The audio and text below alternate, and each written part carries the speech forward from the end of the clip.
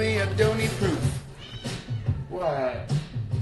I've been saving up my time so I can spend it all on you.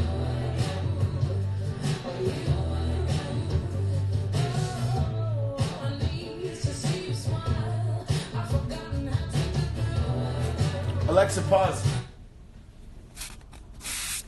Hello, hello, hello. Yeah, Stella's hungry. I have to feed her. Or else she's gonna start getting kind of crazy.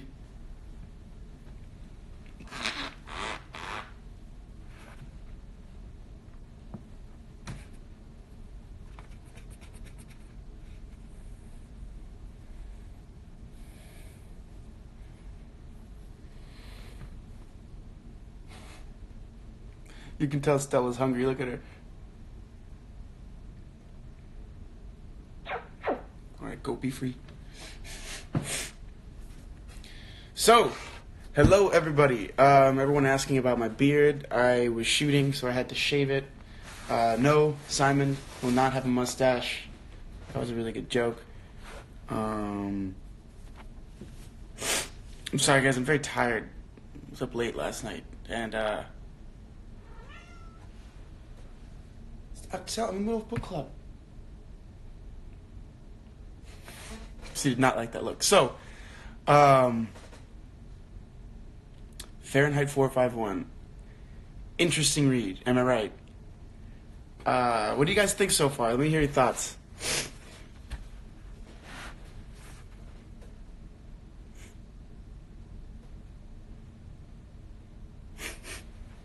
Trust me, I was excited for the mustache too. It just didn't happen.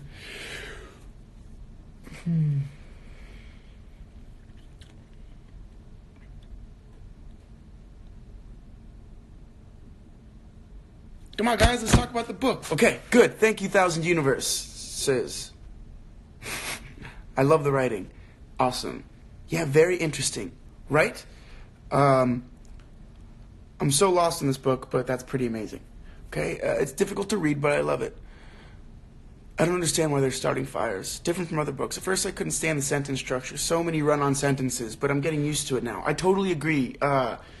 This book felt like a really good combination of 1984 and to me this book reminded me a lot of 1984.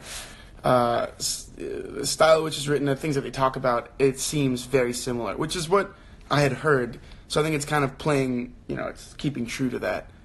I don't like the fact that there was no chapters. 1984 vibes. Thank you, Camille. Have you read? No, I have not. Sorry guys, I just yawned. I did hear about how they're making it a TV show, and I'm very excited to see how that works. It's going to be on HBO. I'm very excited. Books are so powerful, so it's interesting reading something that refers to that. Yes.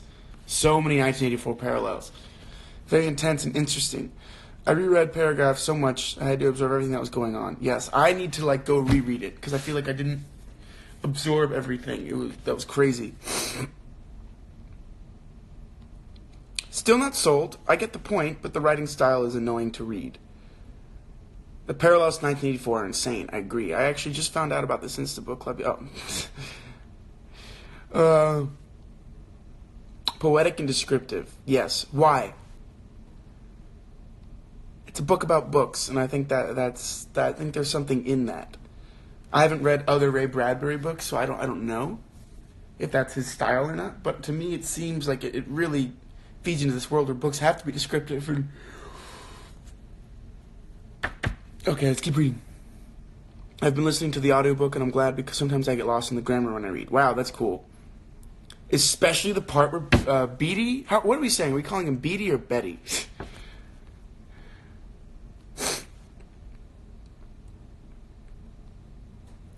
Okay, Sarah Lego, we're going to talk about that. Mildred and Montag become a duo, but not out of Mildred's choice. That was very much forced, but at the same time, this is to me, this feels like a Winston and Julia from 1984, except this time Julia's unaware that she wants to rebel and learn about this type of stuff, and Winston's leading the charge instead of the other way around, which I think is cool.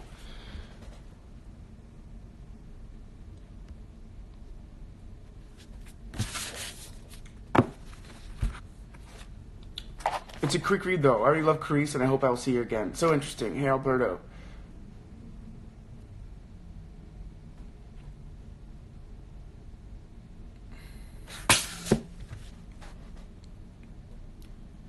Very tough novel to wrap your head around, but has some great new vocab and teaches you how to maneuver your way through more advanced novels. Okay, I would agree. I would definitely think this is the more...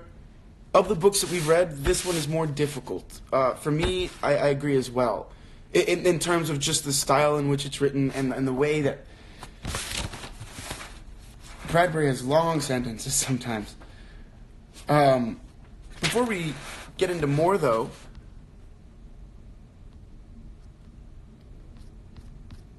Oh my gosh, I fell so behind on the questions.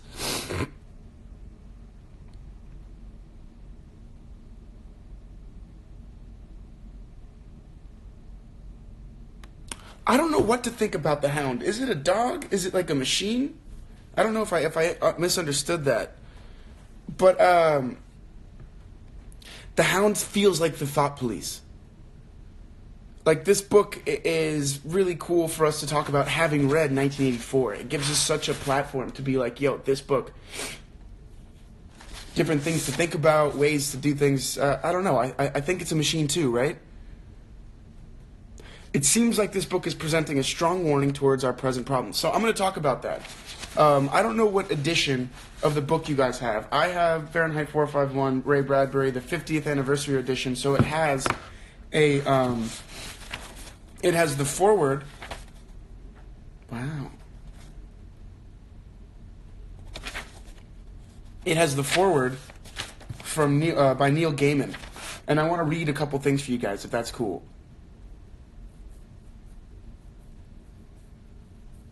But I think it's interesting, this world, I want to talk about this, Verena Lightwood. I still don't get the whole world. Sometimes it's mentioned but not explained, but I guess it's just part of the style Ray Bradbury used. Something about that also feels like it's supposed to be kind of disconnected because they don't have books anymore. They don't have things to connect time, you know? So I think that's one of the things. So the foreword. This is a book of warning. It is a reminder that what we have is valuable, and that sometimes we take what we value for granted. There are 3 phrases that make possible the world of writing about the world of not yet. You can call it science fiction or speculative fiction. You can call it anything you wish. And they are simple phrases. What if? If only. If this goes on. What if gives us change, a departure from our lives? What if aliens landed tomorrow and gave us everything we wanted, but at a price? If only lets us explore the glories and dangers of tomorrow. If only dogs could talk. If only I were invisible. If this goes on, is the most predictive of the 3. Although it doesn't try to predict an actual future with all its messy confusion. Instead, if this goes on, fiction takes an element of life today, something clear and obvious, and normally something troubling, and asks, what would happen if that thing, that one thing, became bigger, became all-pervasive, and changed the way we thought and behaved? If this goes on, all communication everywhere will be through text messages or computers, and direct speeches between 2 people without a machine will be outlawed. It's a cautionary question, and it lets us explore cautionary worlds. Fahrenheit 451 is speculative fiction. It's an if this goes on story. Ray Bradbury was writing about his present, which is our past. He was warning us about things. Some of those things are obvious, and some of them, half a century later, are harder to see. Listen, if someone tells you what a story is about, they're probably right.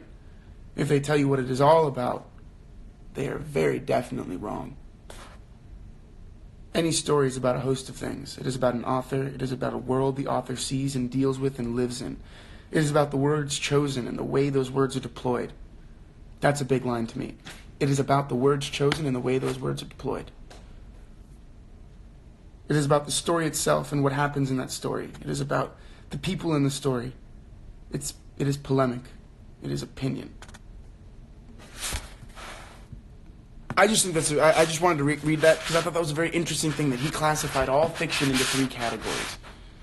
And then I tried to look at the fiction that we've read, and I was like, which categories do these fall in? What if this goes on, then all of these things. I just want to read that to you guys real quick and put that in perspective. Because in it, he talks about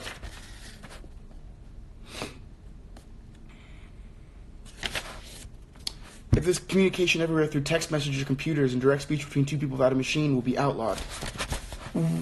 We're not far off in the sense that this is direct communication, but then again, like, there's a machine. I'm on a phone. And then there's... I don't know. I thought this was a very interesting book, and I'm still trying to wrap my head around it. I finished the 60 pages we had to read this morning. So it's still, like, a lot for me. What do you guys think? It's literally outlawing free speech and expression, but what did Beatty say in his speech? He's like, the governments didn't do that. We all did. We all worked towards this. We all created this, and this is what we want. And I thought that was, like, weird. What do you think about the woman burning with her books? Very poetic.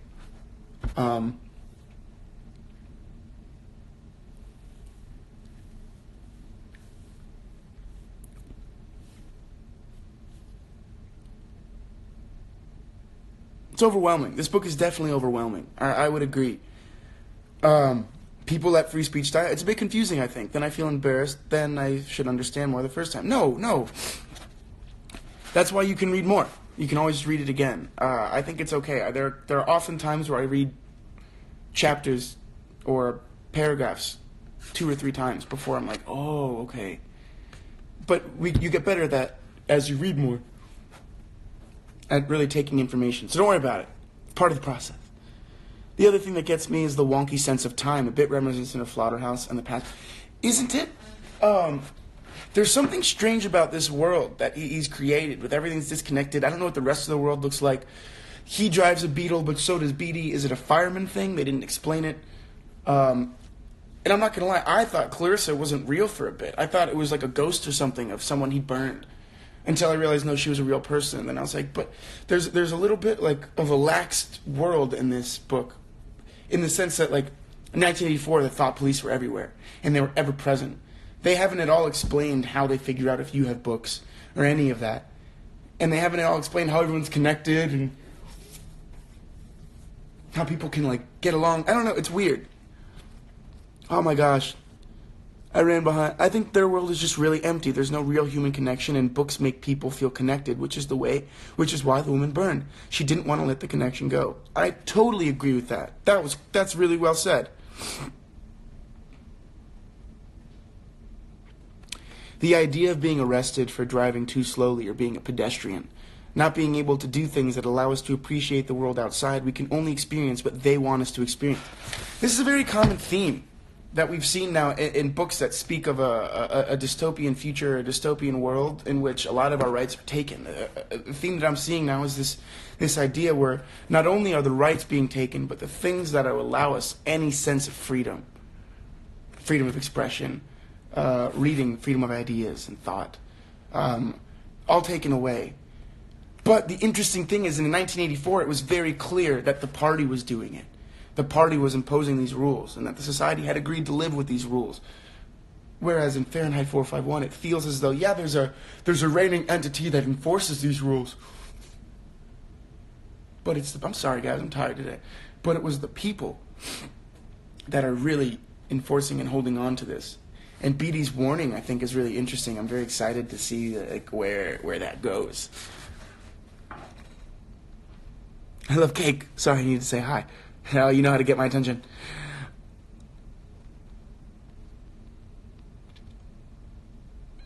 What do I think about the captain's speech? The captain's speech. Please elaborate that. I don't remember that right now. Please fill me in. I can't remember. I love how Montag realized that there's definitely something in books that caused the old lady to die for her books. I think she preferred to die than live in a knowledge-deprived world. Well, think about this. To me, it was already setting the tone that it was very, unlike 1984, where Winston was made to feel completely isolated and alone, without the ability to even confront other people and say, hey, are you thinking this shit is crazy just like I'm thinking this shit is crazy? It's almost like, yeah, this shit's crazy, but we're not going to talk about it. Think about it. The two guys that came and smoked cigarettes and had their, they like pumped her stomach, and changed her blood. They were like, yeah, we do this 10 times a night. It's not a big deal. She'll be fine. Not even doctors. It's like everyone knows this happens. And he brings it up. He's like, hey, honey, you took a whole bottle of pills last night. And she's like, oh, I don't even remember doing that. Oh, my God. And he's like, oh. It's like this world knows what's going on, but no one wants to talk about it. No one wants to say anything. And I think that's such an interesting comment on a world without books. I'm sorry, I forgot who said it earlier in the live, but that idea that this connection is no longer allowed, and anything that allows this connection to happen is also outlawed.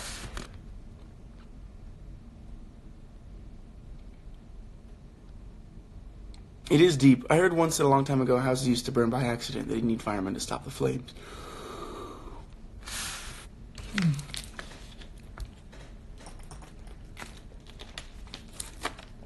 And okay, so Angelica Inc. Don't you get sad when Clarissa died? I didn't. In my mind, I was like, is she really dead? Did she really die? She just randomly got hit by a car and they don't tell you anything about it? It's just mentioned in passing by his wife? Or is there something deeper there? To me, I don't know why. I feel like there's something deeper there. Like, we're going to find out she was really taken. But then Beatty admits that her family was, like, on his list forever. So I'm not sure where that's going. I'm excited to see. I really liked how Bradbury placed attention on the imagination that is now in the story, lost and replaced by television, the same imagination that instead Clarissa has kept. Ooh, good quote. Good comment. I like that. But I think it's because the government wants them equal, literally. They have the same houses, cars, same knowledge, and everything. This is why they burn books. They want everyone equal. But the problem is, you can't defend against individuality. That's humanity.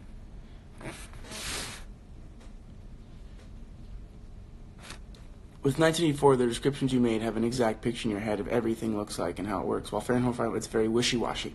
It's very like, you're in this world. It almost feels like you're in a video game or something. It's not quite tangible. 1984 was extremely tangible. I felt like you were, in Winston's tiny little apartment next to the telescreen.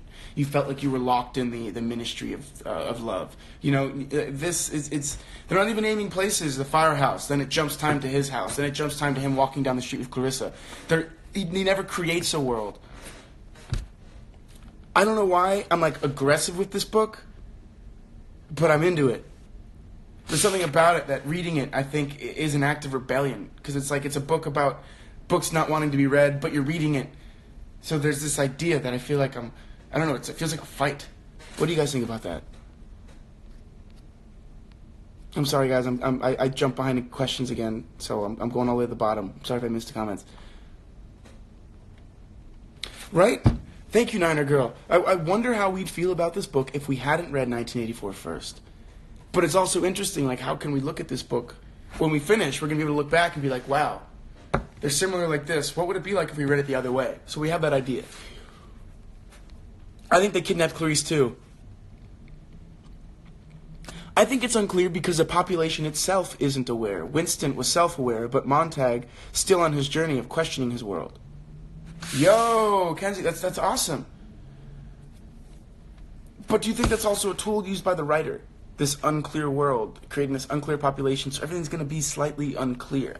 I think it was a device.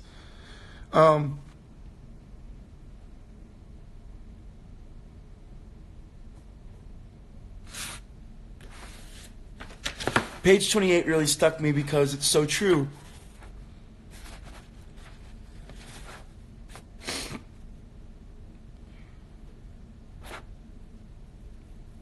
I'm going to read parts of very meta, a book about the power of books, right? It's freaking weird. Okay, I'm going to read a little bit of 28 because someone mentioned it. Is that okay with you guys?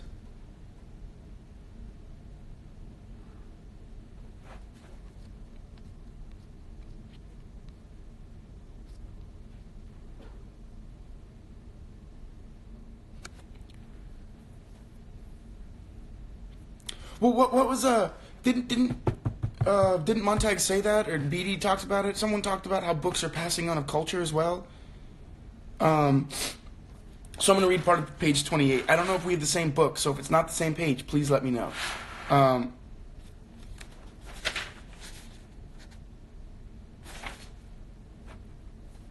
Do you know I'm responsible? I was spanked when I needed it years ago, and I do all the shopping and house cleaning by hand. But most of all, she said, I like to watch people. Sometimes I ride the subway all day long and look at them and listen to them. I just want to figure out who they are and what they want, where they're going. Sometimes I even go to fun parks and ride in the jet cars when they race on the edge of town at midnight. And the police don't care as long as you're insured. As long as they're insured. What does that mean, by the way? I was just curious. As long as they're insured. As long as everyone has 10,000 insurance, everyone's happy. Sometimes I sneak around and listen in subways, or I listen to soda fountains, and do you know what? What? People don't talk about anything. Oh, they must. No, not anything. They name a lot of cars or clothes or swimming pools mostly and say how swell. But they all say the same things and nobody says anything different from anyone else. And most of the time in the cafes, they have the joke boxes on and the same jokes most of the time, or the musical wall lit and all the colored patterns running up and down, but it's only color and all abstract. And at the museums, all abstract. That's all there is now. My uncle says it was different once. A long time back, sometimes pictures said things or even showed people. Your uncle must be a remarkable man. He is. He certainly is. Well, I gotta be going. Goodbye, Mr. Montag. Goodbye. Goodbye. What do you guys think about that? Right? The Hound targeted... Oh! There's one more... Okay, Kenzie Courtenay, I have to say you're killing it today. Loving what you bring into the table. Thank you. I want to talk about this one quote at the end of the book. Ready? I'm going to read, not the end of the book, but the end of the introduction. Now, let me know what you guys think. I read the introduction to every book before I read the book. Sometimes I get mad at the introduction because it reveals things in the book that I didn't want to know until I was ready to know them. So, do you guys want me to read this or not? Because it illuminates something that the writer talks about at the end of the book, but I think it'd be interesting entering the book with this perspective. So if you guys want me to read it, let me know. If not, we'll go back to talking other things.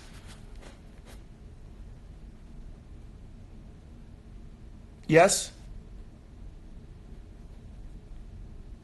It's not a spoiler, but it's an interesting thing because we were talking about Clarissa, and this is in the foreword of the book, the introduction, so technically you're supposed to read it before. Right? Why would they call it an introduction and then spoil the book? I get so mad at books when that happens.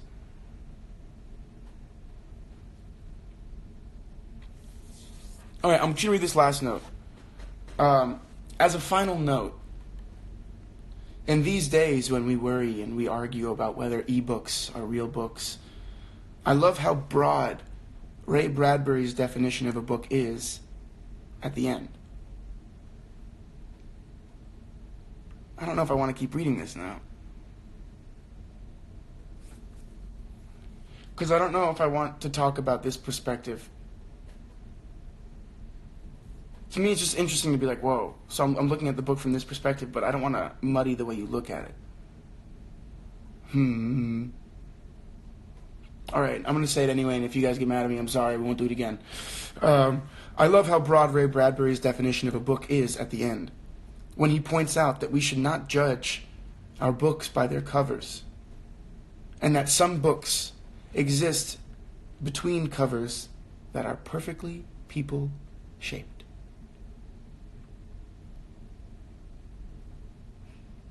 What do you guys think about that? I'll read it one more time. As a final note, in these days when we worry and we argue about whether ebooks are real books, I love how broad Ray Bradbury's definition of a book is at the end, when he points out that we should not judge our books by their covers, and that some books exist in between covers that are perfectly people-shaped.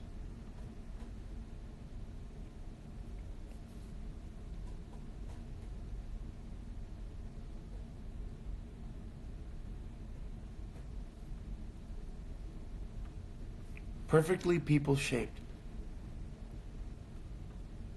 This whole book is a love letter to books and intelligence, especially when Beatty kind of shits on intelligence.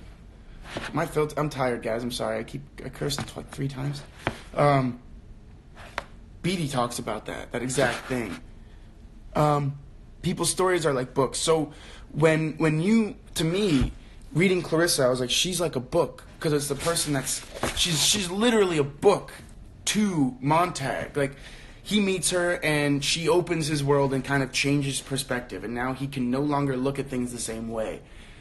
Kind of like when we read 1984, I can no longer look at cell phones the same way. To me, I carry around a little telescreen, and it's a choice I make every day, which is crazy. So, like, she changed his world, and then she disappears, which is part of what happens in this book. I don't know. I thought it was cool.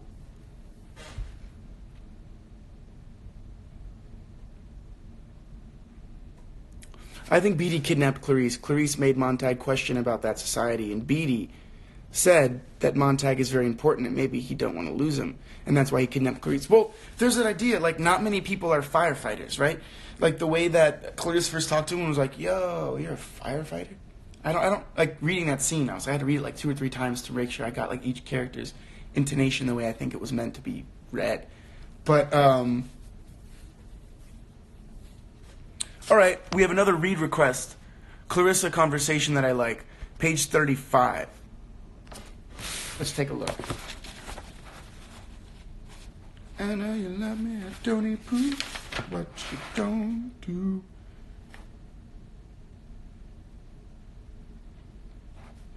I'm going to read this page if that's okay.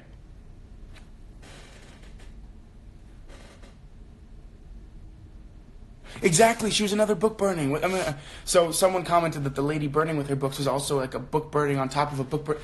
There's a lot of like levels here, and this book is fascinating. I'm going to read page 35 real quick, but this book is fascinating. Okay. Montag had done nothing. His hand had done it all. His hand, with a brain of its own, with a conscience and a curiosity in each trembling finger, had turned thief. Now it plunged the book back under his arm and pressed it tight to sweating armpit. Rushed out empty with the magician's flourish. Look here, innocent, look! I didn't do it. I love that part. He gazed, shaken at the white hand. He held it way out, as if it were farsighted. As if he were farsighted. He held it close, as if he were blind. Montag, he jerked about. Don't you stand there, idiot! The books lay like great mounds of fishes left to dry. The men danced and slipped and fell over them. Tiles glittered their golden eyes, falling, gone. Kerosene! They pumped the cold fluid from the numeral 451 tanks strapped to their shoulders. They coated each book. They pumped rooms full of it. They hurried downstairs, Montag staggering after them in the kerosene fumes. Come on, woman! The woman knelt among her books, touching the drenched leather and cardboard, reading the gilt titles with her fingers while her eyes accused Montag. You can't ever have my books, she said. You know the law, said Beatty. Where's your common sense? None of these books agree with each other. You've been locked up here for years with a regular damned Tower of Babel. Snap out of it. The people in these books never lived. Come on now. She shook her head. I don't know. Tower of Babel's an interesting thing.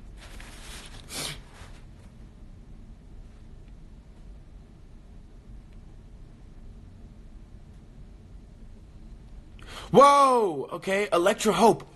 Dope thing you just said. Hope dope with a dope quote. Sorry. I feel like Guy is also a book, if you're going on the forward. He's a fireman, but as Clarissa said, he isn't like the others. There's more to him. Clarisse was willing to open that book. Judge not people by their covers. I think that's amazing.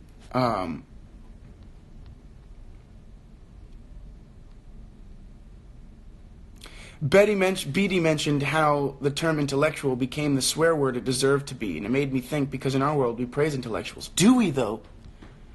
Hannah Cabana, I think we do. I don't know if we praise intellectuals. We when they say things we like to hear, we agree with them, and when they don't, we put them down, I think. Also, there's this whole thing happening in the United States where there's, I think, the idea of being an intellectual or not, it creates a disparity. amongst people, because then people that feel that they don't qualify for that category get very aggressive with people that feel that they do. They're like, oh, you think you're better than us because you're intellectual. You're like, no, things are different. I think you have to be careful with that. And I think it's fascinating that quote happened then, when right now you have many of the people in certain parties in the United States, certain political parties, feigning at Hollywood intellectuals or Hollywood elites or the intellectual liberals or whatever. It's being thrown around as almost an insult again, which I think is interesting. I like the metaphor, books equals people. Don't judge covers, everyone has a story. I agree 100%.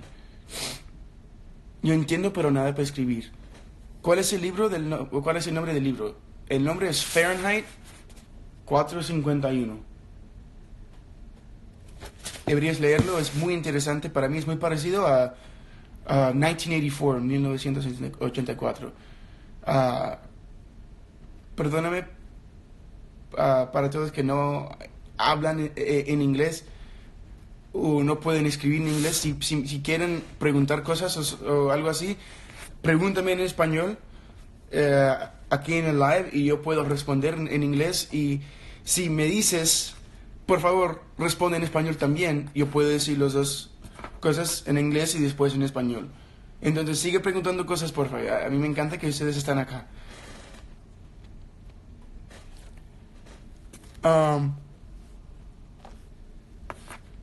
I don't judge the book. No one should. People are more than what they look like. Yes. Nerds are intellectuals, yet we put them down using nerds as a derogatory term. We do.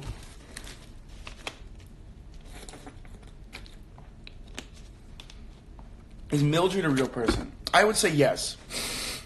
I would definitely say yes, that Mildred is. Because, she's there, and then even Beatty asks her to turn down whatever's happening. Oh, can we talk about that? The three-walled room? I honestly think that's a metaphor for television. Oh, so I need to read something else so you guys have an understanding of,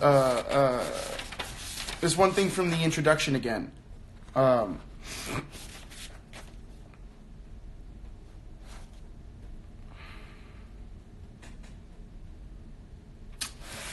Ready? So this is so that we get this perspective of why I think the three-walled room is interesting. So here we go. It says, more than half a century has passed since 1953. In America, in 1953, the comparatively recent medium of radio was already severely on the wane. Its reign had lasted about 30 years, but now the exciting new medium of television had come into ascendancy, and the dramas and comedies of radio were either ending for good or reinventing themselves with a visual track on the idiot box. The news channels in America warned of juvenile delinquents, teenagers in cars who drove dangerously and lived for kicks. The Cold War was going on, a war between Russia and its allies, and America and its allies, in which nobody dropped bombs or fired bullets, because a dropped bomb could tip the world into a third nuclear war. A third world war, a nuclear war, from which it would never return. The Senate was holding hearings to root out hidden communists and taking steps to stamp out comic books, and whole families were gathering around television in the evenings. The joke in the 1950s went that in the old days you could tell who was home by seeing if the lights were on, by seeing if the lights were off. The televisions were small and the pictures were in black and white, and you needed to turn the lights off in order to get a good picture.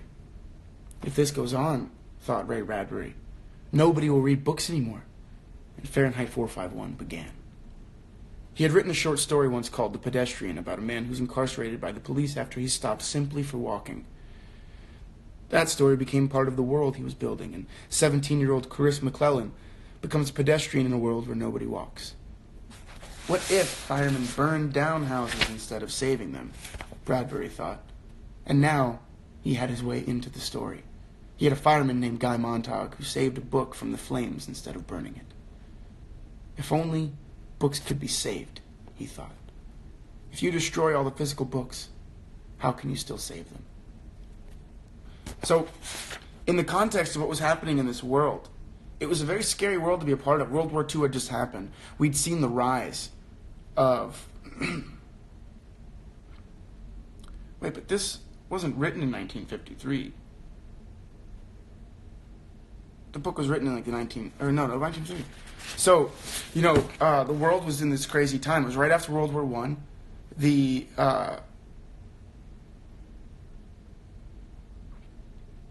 world just finished World War II. I was like, that didn't sound right. I have to wake up. I need coffee. All of this stuff was going on. The Cold War started right at the end of the World War II ended. The Cold War started that same day. So this started happening. McCarthyism was going on. People were being rooted out, and they were calling people red and calling them communists. And it was the worst thing you could possibly be was a communist. And it was this thing that if there was inkling, people would go rat on their neighbors. There was a whole thing in Hollywood where they pulled out actors and writers and different people that were communists. And then different actors and writers either fessed up and said, yeah, and here are other communists, or they didn't. It was a fascinating time, and as you can see, based on this book that was written at this time, and 1984, written at a similar time, you can see the parallel of paranoia that was going on in this world, this period of time. Also a time when people are expected to act a certain way in society. It was in the 50s that I think started to break. People are always, don't get me wrong, that's still a thing in society, but I think that was when these rebellion movements started to kind of happen.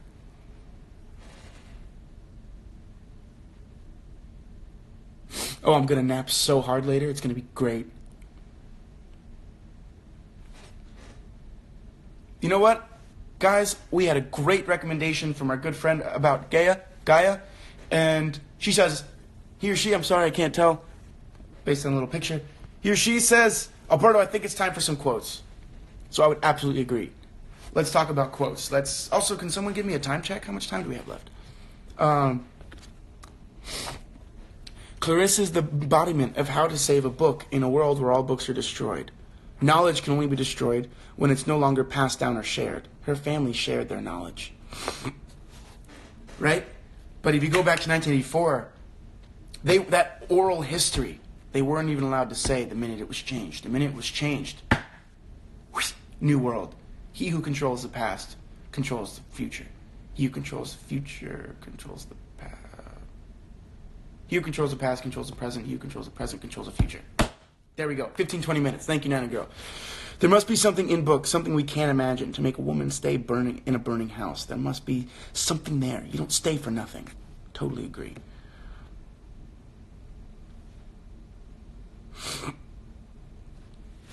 So let's hear some quotes. Let's read some. Everyone, let's post quotes. I'm going to look for some of my faves.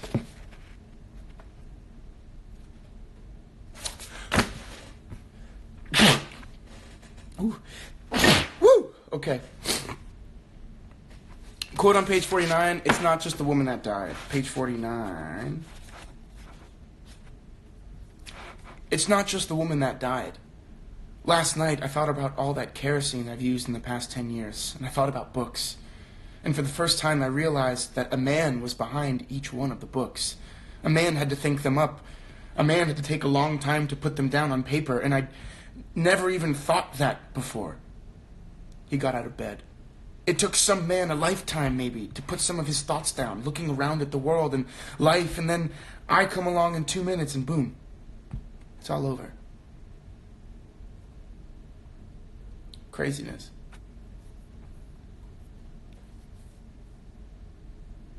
I think it'd be better if it said a person. A person had to think them up. A person had to take a long time and put them down on paper. It took some person. Not just men write books. But interesting. Okay, I'm going to go back a little bit.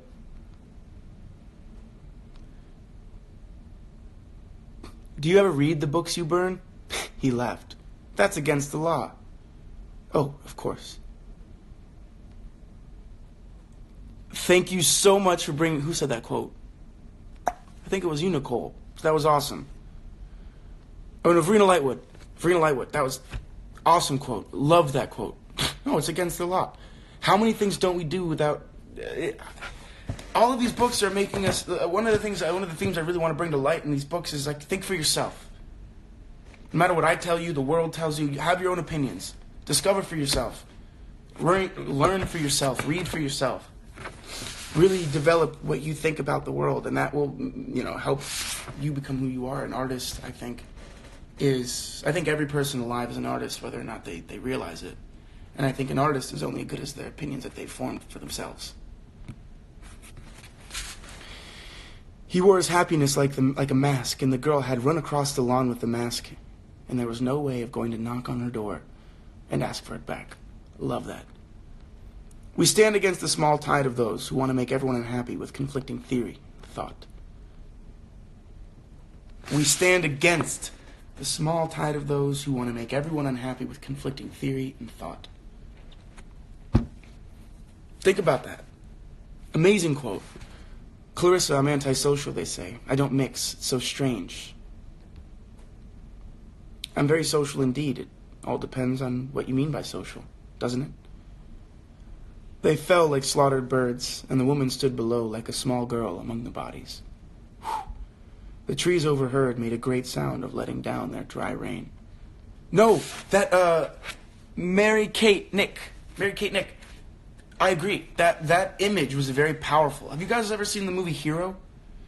It's like a really cool kung fu film. There's one scene where there's a fight between these two women in this forest, and these trees are falling. And reading that's the image I got, were these trees. Also, remember the quote where he talks about the forest with no trees, just the silhouettes of where they used to be. I love that. We need not to be alone. We need to be really bothered once in a while. How long is it since you were really bothered about something important, about something real? La Presta Mariana, I would agree, because that is an amazing quote, because that means I think you're alive. I forgot who it was. Oh, it was recently. There's the movie Mother that came out with Darren Aronofsky. If you haven't seen it, it's fascinating.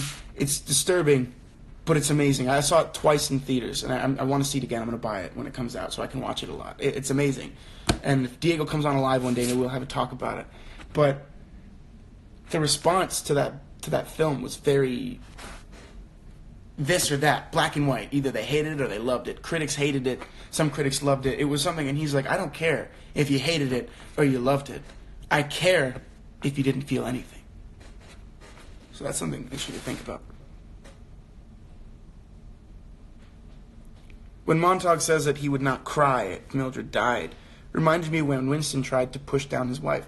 No, there are so many parallels in this book, and I wonder what it is about the relationships that they build and things like that are active tools for us to make to learn these things. All right, well, Leo, thank you for joining. Have a good family dinner.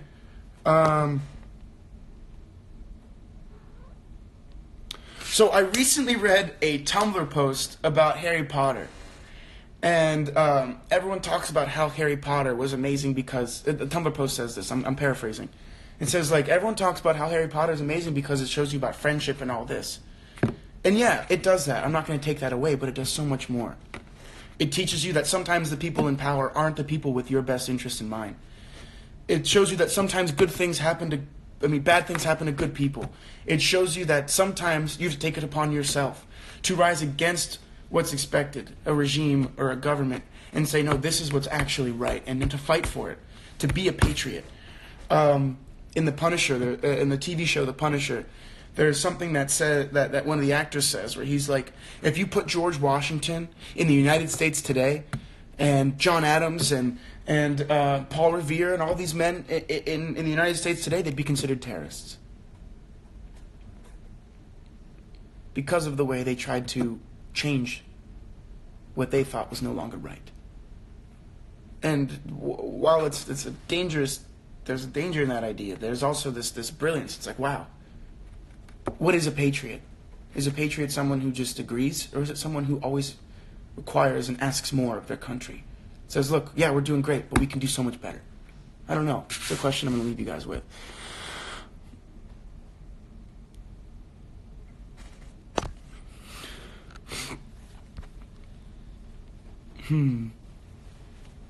I miss Diego too.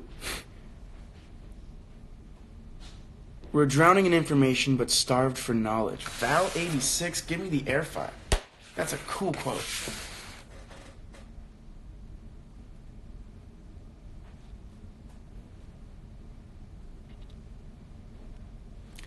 The dandelion part, something so simple, made Montag question himself. Alberto, por favor, una técnica para aprenderme un libreto. Me urge.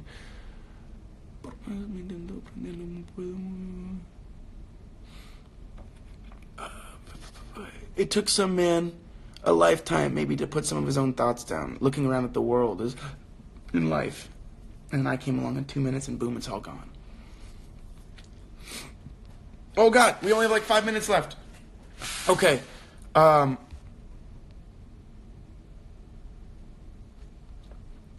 Yes, guys, I am sorry that I haven't shared more titles yet. I'm still actually in the basis of picking. So next week I will have like 2 or 3 more titles so everyone can get the books ahead of time. I am sorry, but we have to start. 15 minutes left, not 5? Give me 1 second. 1 second.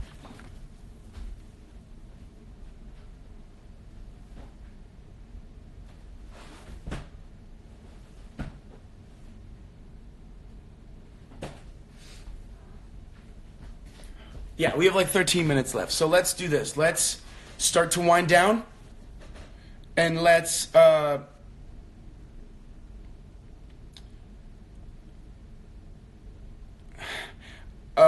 to wind down, and I'm gonna read you guys a few things real quick. We're gonna talk about what we're reading next for the next requirement or whatever, and we'll move forward from there. So let's read 2. We're gonna read part 2 for Saturday. Ralph Waldo Emerson wrote that Jesus, Socrates, Copernicus were misunderstood. To be great is to be misunderstood. It's just fascinating to me talking about that quote when you look at the history of famous artists, writers. Many a time they were not fully accepted until they're dead, until people can now reflect on their work and be like, wow, they were actually brilliant. I just had an idea, and I think we're going to do it. We're going to read, after Catch-22, we're going to bring in another Kurt Vonnegut book because I want to read it. Is that okay with you guys? If we bring another Kurt Vonnegut book? Because I thought about it, and with what we're talking about, I think this would be a cool thing to have. Are you guys cool with reading more Vonnegut? About Guy says yes, thank you. Indigo in my says yes. Yes, which one? Okay. Yep, his books are amazing. All right, so everyone, you can start looking. After Catch-22, we're going to read Breakfast of Champions. Breakfast of Champions by Kurt Vonnegut. It was on the list that I was thinking about, but then what we just talked about, writers, artists, appreciation, all of these things, and it happens in these books. So we're gonna. It's about an author, Breakfast of Champions. So we're gonna go with that. So you guys know, Breakfast of Champions was the first Kurt Vonnegut book I'd ever read. So, and it was amazing. One of the first books that actually my buddy Dave recommended me. And actually, if any of you guys live in Northern Virginia, you should go check out my buddy Dave's restaurant. It's called Bebop. It's a Korean Mexican place, so it's like Korean barbecue, but in like tacos and burritos. I'm just giving them a pitch right now. I haven't talked to them in a bit, but if you live around there, you should go, and the next week let me know how it is. I've never been. But it's a restaurant. Dave recommended me that book, and Dave actually really helped me to start really enjoy reading, so I should thank Dave for this book club. So let's try to read part 2, all of part 2.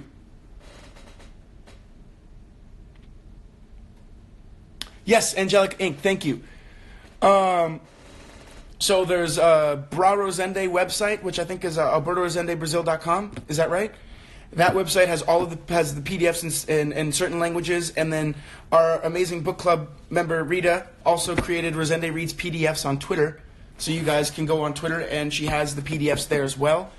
I don't know what languages are available right now, but they're there, so it's a really good idea to check it out.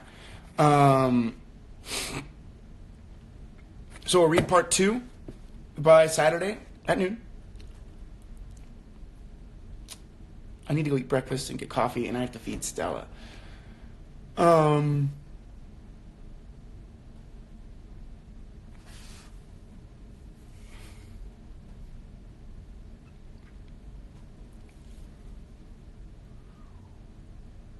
No way. There's a Goodreads, guys. I know a few of you have asked me about a Goodreads. I've tried it. It's not my favorite medium. This works better for me, so that's why I like this. I think Goodreads is amazing, and I think if you guys have one, continue, and maybe I'll update mine. But so you know, I like this medium very, very much. But Goodreads, super cool. Thank you for making that. So I do want to talk a little bit about, just like so you guys know, I had my first day on set for season 3 yesterday. It was really fun. I only worked with like 2 other actors the whole day, which was cool. I was in all day. And season 3 is just gonna be epic. We have so many surprises coming for you guys. It's gonna be, I don't know. I wonder how long these secrets are gonna be able to stay in because they're so cool. Not for me. I'm a vault. But, you know, other things. How was it working with Chai?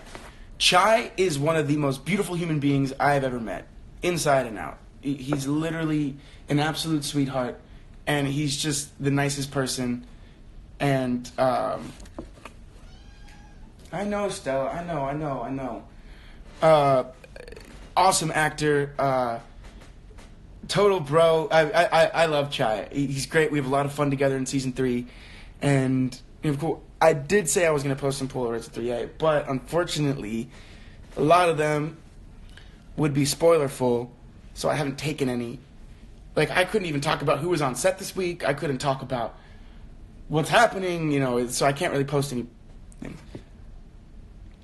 Yes, it was Chai that Alicia covered his face on the pic in Halloween. And for all of you Sizzy shippers, just, don't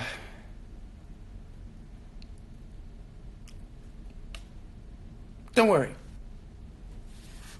Wow, my hair looks weird. Just don't worry about it. Are you excited about the bloopers? Yes and no. There was a very embarrassing blooper that was taken of me yesterday. So, I'm excited, but I didn't realize they were filming and I was dancing, and then they were like, and that'll be great. And I was like, oh, you guys were filming that. And they were like, yeah. And I was like, oh.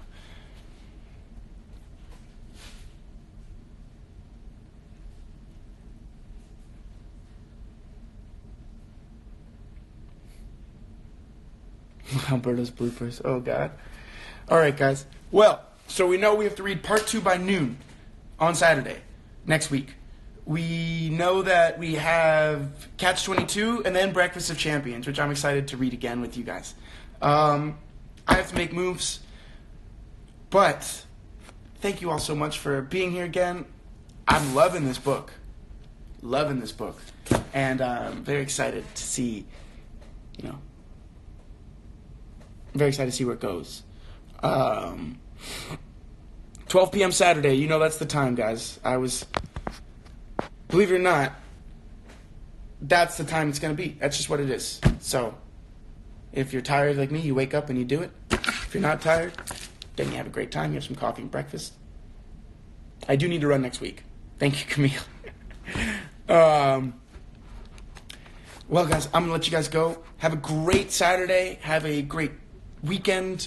Keep being forces of positive change in the world. Keep pushing yourselves to be better. Keep asking questions. Keep being curious. There's one thing I do want to talk about real quick. Sorry, I didn't bring it up. There's something in the book that Beatty talks about that to me was like the death of curiosity. There's a teacher I had once who described talent as curiosity. He's like, I don't know what talent is, but I can define it. I define it as curiosity. People that are curious. So keep being curious. Keep asking questions. Keep checking it out. We'll talk more about that next week. Goodbye, guys. Keep reading. See you next week.